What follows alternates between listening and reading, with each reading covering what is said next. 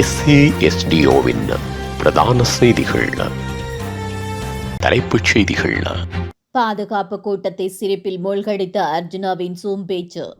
தொடர்மாடி குடியிருப்பில் செயற்படும் பெரும் போதைப்பொருள் வலையமைப்பு. அனுர அரசின் இறுதி நாளை கணிக்கும் சஜித் அணி.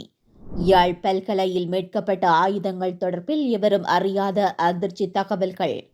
கிராமம் ஒன்றில் மக்கள் துன்புறுத்தப்பட்டு புதைக்கப்பட்ட கொடூரம். ரஷ்யாவின் கோரச் செயல். தொடர்பன விரிவான செய்திகள். தாயக செய்திகள்.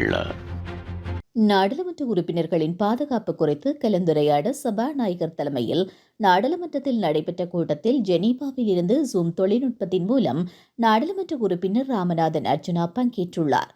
கூட்டம் நடந்து கொண்டிருக்கும் போது சபாநாயகர் நாடாளுமன்ற உறுப்பினர் அர்ஜுனாவை உரையாடலில் ஈடுபடுத்தினார். இதனைத் தொடர்ந்து பேசத் தொடங்கிய அர்ஜுனா, சபாநாயகரே, என் உயிருக்கு அச்சுறுத்தல் உள்ளது. அது யாரிடமிருந்தும் இல்லை.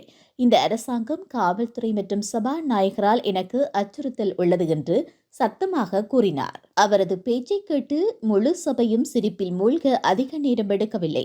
அந்த நேரத்தில் பேசிய சபாநாயகர், மிஸ்டர் அர்ஜுனா, என்னிடமிருந்து உங்களுக்கு என்ன அச்சுறுத்தல் இருக்கிறது? எனக்கு தெரிந்தவரை நான் உங்களுக்கு எந்த தொந்தரவும் செய்யவில்லை என்று சிரித்துக் கொண்டே கேட்டுள்ளார்.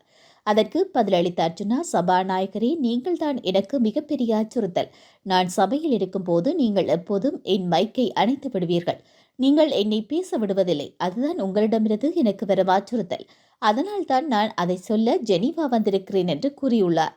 நாடாளுமன்ற உறுப்பினர் இவ்வாறு சொன்னதும் அனைவரும் வயிற்றை பிடித்துக் கொண்டு மீண்டும் சிரித்தனர். இந்த நிலையில் பாதுகாப்பு குறித்த கலந்துரையாடல் தீவிரமாக்கிக் கொண்டிருந்த நேரத்தில் அர்ஜுனாவின் பேச்சு அனைவருக்கும் ஓரளவு நிம்மதியை தந்ததாக பல நாடாளுமன்ற உறுப்பினர்கள் ஊடகங்களுக்கு தெரிவித்தனர்.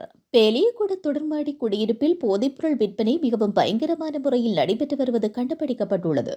பேலியகுட புதிய பாலத்திற்கு அருகில் அமைக்கப்பட்டுள்ள தொடர்மாடி குடியிருப்பு தொகுதியில் மிக நீண்ட காலமாக குறித்த போதை விநியோகம் நடைபெற்று வருவதையும் அந்த பகுதியை அண்டிய பகுதிகளில் போதைப்பொருள் விற்பனையாளர்கள் தமது பாதுகாப்பிற்காக உளவாளிகளை ஈடுபடுத்தியிருப்பதும் தெரியவந்துள்ளது. அங்கு போதைப்பொருள் வியாபாரம் நடைபெறும் நேரத்தில் வெளியாட்கள் எவரும் உள்ளே செல்ல முடியாதவாறு ஏற்பாடுகள் முன்னெடுக்கப்பட்டுள்ளன. குறித்து தொடர்மாடி குடியிருப்பில் முதலாம் மாடியில் போதைப்பொருள் விற்பனை செய்வது கண்டறியப்பட்டுள்ளது. முன்னர் லிப்டில் விற்பனை இடம்பெற்றதாகவும் தற்போது மேல் மாடியில் காணப்படும் திறந்த வழியில் இருந்து போதைப்பொருள் கீழே வீசப்பட்டு கீழிருந்து மேல் மாடிக்கு பணம் வீசப்பட்டே பரிமாற்றம் நடந்துள்ளது. இதேவேளை காலை 6 மணிக்கும் மற்றும் நண்பகல் 12 மணிக்கும் மாலை 5 மணி தொடக்கம் 9-10 மணி வரையும் இந்த வியாபாரம் நடைபெறுவதாக கூறப்பட்டுள்ளது. குறித்த நேரத்தில் தொடர்மாடி குடியிருப்பிற்கு எவரும் செல்ல முடியாதவாறு விற்பனை மாஃபியாக்கள் குறித்த சட்டவிரோத செயலை முன்னெடுத்துள்ளனர். இதன்போது அவர்கள் பாதாள குழுவினர் போல் செயற்பட்டுள்ளமை தென்னிலங்கை ஊடகம் ஒன்றின் ஆய்வில் வெளிப்படுத்தப்பட்டுள்ளது. விற்பனை நடைபெறும் போது லெப்டில் மாடிப்படிகளில் சிறுவர்கள் செல்வதை அவர்கள் பெரிதாக கண்டுகொள்வதில்லை என்றும் கூறப்படுகிறது.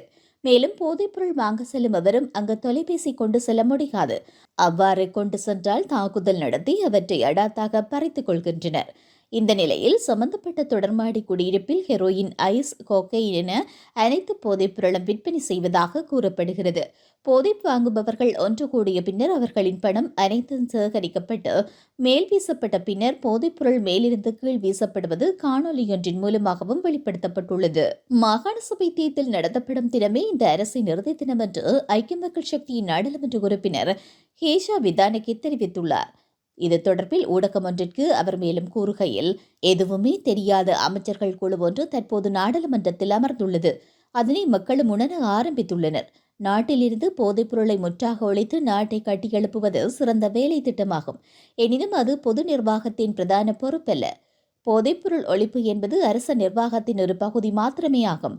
கடந்த அரசுகளும் இதனை செய்திருக்கின்றன. ஆனால் அவை ஊடகங்கள் ஊடாக பாரிய பிரசாரங்களாக முன்னெடுக்கப்படவில்லை.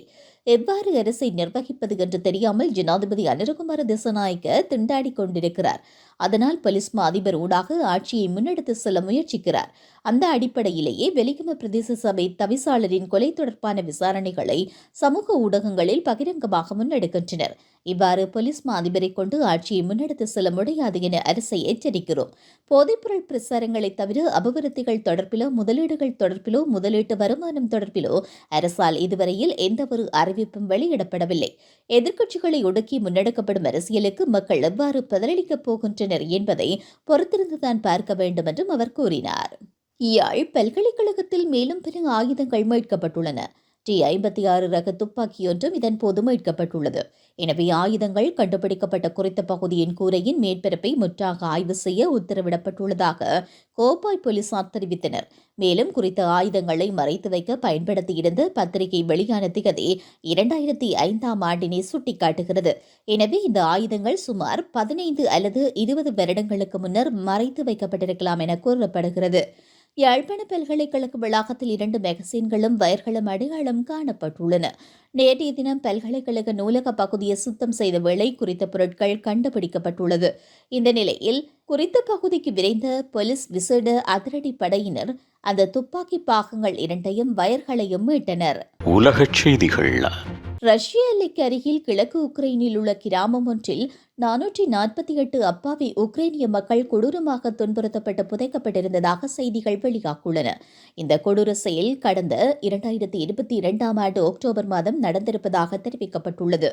கிழக்கு உக்ரைனில் அமைந்துள்ள இசியம் நகர பைன் மரக்காட்டில் இந்த சடலங்கள் அனைத்தும் புதைக்கப்பட்டதாக கூறப்படுகிறது. அந்த பகுதிக்கு விசாரணைக்கு சென்ற உக்ரைனிய அதிகாரி சடலங்கள் புதைக்கப்பட்ட இடத்தால் பயணித்த போது அங்கு தாங்க முடியாத அளவு துர்நாற்றம் வீசியதாக கூறியுள்ளார். முதலில் ரஷ்யாவால் ஆக்கிரமிக்கப்பட்ட இந்த பகுதி உக்ரைன் படை மீண்டும் முன்னேறியதும் ரஷ்ய படை அங்கிருந்தவர்களை கொன்றுவிட்டு தப்பியோடியுள்ளது. சடலங்கள் தோண்டி எடுக்கப்பட்ட போது புதைக்கப்பட்டவர்கள் சித்திரவதை செய்யப்பட்டிருப்பது கண்டுபிடிக்கப்பட்டுள்ளது. இதுவரை 405 பேர்களின் உடல் அடையாளம் காணப்பட்டுள்ளது. உடல்கள் கொடூரமாக சிதைக்கப்பட்டிருந்ததால் அவர்களை அடையாளம் காணும் பணி சிரமமாக இருந்ததாக தெரிவிக்கப்பட்டுள்ளது. மீண்டும் தலைப்புச் செய்திகள். பாதுகாப்பு கூட்டத்தை சிரிப்பில் மூழ்கடித்த அர்ஜுனாவின் சூம் பேச்சு. தொடர்மாடி குடியிருப்பில் செயற்படும் பெரும் போதைப்பொருள் வலையமைப்பு. அனுர அரசின் இறுதி நாளை கணிக்கும் சஜித் அணி. யாழ் பல்கலையில் மீட்கப்பட்ட ஆயுதங்கள் தொடர்பில் எவரும் அறியாத அதிர்ச்சி தகவல்கள். கிராமம் ஒன்றில் மக்கள் துன்புறுத்தப்பட்டு புதைக்கப்பட்ட கொடூரம். ரஷ்யாவின் கோரச் செயல்.